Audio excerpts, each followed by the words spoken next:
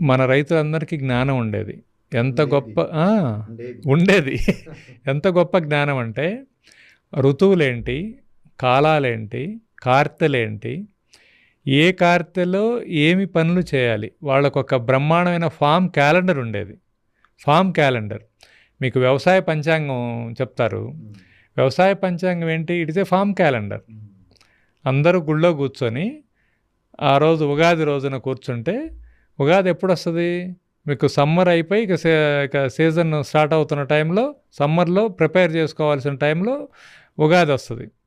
ఈ ఉగాది రోజు ఏం మాట్లాడుకుంటాం? ఈ సంవత్సరం వర్షాలు ఎంత పడే అవకాశం ఉంది, ఏ పంటలకి ఎక్కువ అవకాశం ఉంది, ఏ పంటలు బాగా పండుతాయి, ఏ కార్తెలో ఏమొస్తుంది, ఇవన్నీ మాట్లాడుకుంటారు.